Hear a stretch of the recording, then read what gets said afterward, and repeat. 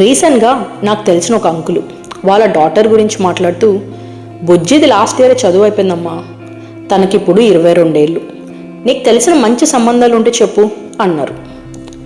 అప్పుడు నేను, uncle బుజ్జిది last year చదువు అయిపోయింది, ఏమన్నా మంచి జాబ్ ఉంటే చూసి పెట్టు అని అడుగుంటే బాగుండదు అంకుల్, సంబంధాలు అయితే నాకు తెలీదు అన్నాను. యాజ్ యూజువల్ అంకుల్కి కోపం వచ్చి వెళ్ళిపోయారు. కొన్ని రోజుల తర్వాత బుజ్జితో మాట్లాడా.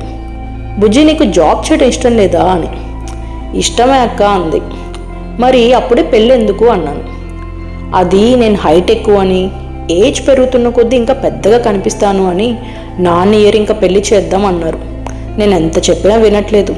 సరే ఇంకేమీ దారిలేక నేను ఓకే అన్నాను అంది. 22, 23, ఈవెన్ 24 ఈ వయసులో అమ్మాయిలకైనా అబ్బాయిలకైనా పెళ్లి చేసుకుని పిల్లల్ని కనాలని ఎవ్వరికీ ఉండదు. కాలేజ్లో ఉన్నప్పుడు కొంచెం అల్లరి చిల్లరగా ఉన్నా వన్స్ కాలేజ్ అయ్యాక చాలామందికి అనిపించేది ఒక్కటే, ఎలా అయినా జాబ్ కొట్టాలి, మంచిగా సెటిల్ అవ్వాలి, లైఫ్లో ఏదైనా సాధించాలి అని. కానీ ఎలా చేయాలో తెలియక కొంచెం కన్ఫ్యూజ్ అవుతుంటాం. దానికి మనకు కావాల్సింది కొంచెం టైం. ఈలోపు పేరెంట్స్ అమ్మాయిలకైతే కలర్ తక్కువనో లేక హైట్ ఎక్కువనో, మళ్ళీ తనకు చెల్లి ఉంది ఆ చెల్లికి కూడా పెళ్లి చేయాలనో, ఆరోగ్యం బాగాలేదనో, డబ్బులు లేవనో, రిలేటివ్స్ ప్రెషర్ అనో, ఇలాంటివి ఏదో చెప్పి కన్విన్స్ చేసి పెళ్లి చేస్తుంటారు. మరి అబ్బాయిలకైతే, అరే ఇప్పుడే అల్లరి చిల్లరగా తిరుగుతున్నాడు, పెళ్లి చేస్తే కాస్త బాధ్యత అన్నా తెలుస్తుంది అన్న కన్విన్స్ చేసి పెళ్లి చేస్తారు. పిల్లలు కూడా పెద్దవాళ్ళు మాట కాదనలేక సరే అంటారు. 22కు పెళ్ళి, సంవత్సరం తిరిగేలోపు బాబో పాపో, అసలు మన లైఫ్లో ఏం జరుగుతుందిరా అనో క్లారిటీ వచ్చేలోపు 2 పిల్లలు. ఇలా ఒక 25 ఏళ్ళు వచ్చేసరికి ఇంటి పనులు, అత్తామామలు, పిల్లలు, ఈ రొటీన్కి చిరాకు వచ్చే టైంలో మన ఏజ్ వాళ్ళు కెరీర్లో బాగా సెటిల్ అయ్యి ఎక్కడైనా కనిపిస్తే అప్పుడు అనిపిస్తుంది, అరే అప్పుడే నాన్నతో నాకు ఇప్పుడే పెళ్ళొద్దు నాన్న అని కాస్త గట్టిగా చెప్పుంటే బాగుండేదేమో, వినేవాళ్ళేమో అని కదా. అందుకే మన లైఫ్ మన చేతుల్లో ఉన్నప్పుడే మనం సరిగ్గా నిర్ణయం తీసుకోవాలి. చదువు అయ్యే వరకు నాన్న మాట వినడం, పెళ్ళయ్యాక హస్బెండ్ అదే మంచివాడైనా చెడ్డవాడైనా తన మాట వినడం అనేవి తప్పు. ఆ గ్యాప్లోనే అదే చదువు అయ్యి జాబ్ వచ్చే ఆ కొంత సమయంలోనే మనకు సొంతంగా ఆలోచించే స్వేచ్ఛ అనేది ఉంటుంది. ఇది కరెక్ట్, ఇది తప్పు అని అనలైజ్ చేసి తెలివితేటలు పెంచుకునే టైం కూడా ఇదే. ఈలోపు పెళ్లి చేసుకుని పిల్లల్ని కానీ ఈ సంసారాన్ని ఎలా హ్యాండిల్ చేయాలో తెలియక చాలామంది సఫర్ అవుతుంటారు. వయసు పెరుగుతున్న కొద్దీ హస్బెండ్, అత్తమామలు సమాజాన్ని ఎన్నోసార్లు ఎదురు తిరిగి పోరాడే సిచ్యువేషన్స్ ఫేస్ చేస్తుంటాం. అది అందరి లైఫ్లో కూడా జరుగుతూ ఉంటాయి, కామన్ అది. అదే ఇప్పుడు చేద్దాం. ఇప్పుడు మన లైఫ్ కోసం వెళ్ళి మన నాన్నతో గట్టిగా పోరాడలేమా? చేయగలం కదా. వెళ్ళి కూర్చొని వాళ్ళకి అర్థమయ్యేలా మాట్లాడండి, క్లియర్గా చెప్పండి.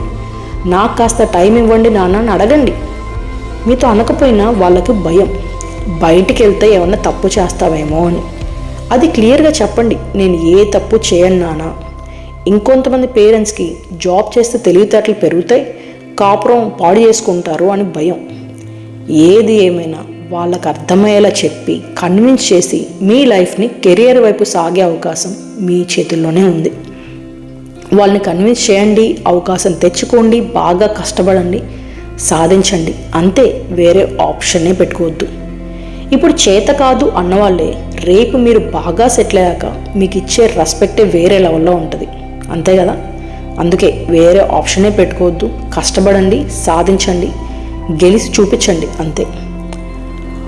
ఆల్రెడీ చిన్న వయసులోనే పెళ్ళి పిల్లలు చేసే సంసార భారాన్ని మోసే తెలివితేటలాగా ఇబ్బంది పడుతున్న వాళ్ళు ఇప్పుడు నన్ను అడగొచ్చు, మరి ఇప్పుడు మేము ఏం చేయాలి అని.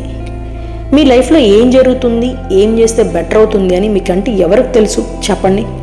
లేకపోతే మంచి సలహా తీసుకోండి. అంటే సంసారాన్ని పాడు చేసే వాళ్ళ దగ్గర కాదు, బాగు చేసే వాళ్ళ దగ్గర మాత్రమే. నా సలహా మాత్రం ఒక్కటే, ఏది ఏమైనా ఇండిపెండెంట్గా ఉండండి. జాబ్ కానీ చిన్న బిజినెస్ అయినా మీ సిచ్యువేషన్ బట్టి చేయండి. సంపాదిస్తుంటే ఆ విలువే వేరు. మీకంటూ ఒక చిన్న సర్కిల్ ఉంచుకోండి. మీ లైఫే కాకుండా, అంటే మీ ఫ్యామిలీతోనే కాకుండా, మీ ఆఫీస్లో వాళ్ళతో, మీ టీం వాళ్ళతో, అంటే మీ నైబర్స్తోనో ఫ్రెండ్స్తోనో అప్పుడప్పుడు బయటికి వెళ్తూ ఉండండి. మీరు రోజు ఉండే ఒక రొటీన్ నుంచి కాస్త రిలాక్స్డ్గా బ్రేక్ ఉంటుంది. జీవితం అనేది ఏమీ చేజారిపోలేదు, ఇంకా మన చేతుల్లోనే ఉంది. Nothing is too late to be a strong person. If you are a strong person you can build a strong family. మీరు అనుకోవచ్చు ఇంత అడ్జస్ట్ అయ్యి కాంప్రమైజ్ అయ్యి ఉండేది పిల్లల కోసమే కదా అని. మీ లైఫ్ చూసి మీ పిల్లలు పెద్దయ్యాక అరే మా అమ్మ చాలా స్ట్రాంగ్ ఉమెన్ రా అని ఒక ఇన్స్పిరేషన్గా తీసుకోవాలి తప్ప మా అమ్మలా మాత్రం అంత అడ్జస్ట్ అయి ఉండకూడదురా బాబోయ్ అని అనిపించుకోకండి, సరేనా? ఇంకా సెలవు, సైనింగ్ ఆఫ్. మరి మీ గుండు. If you like the pod please subscribe and share with your friends. Thank you.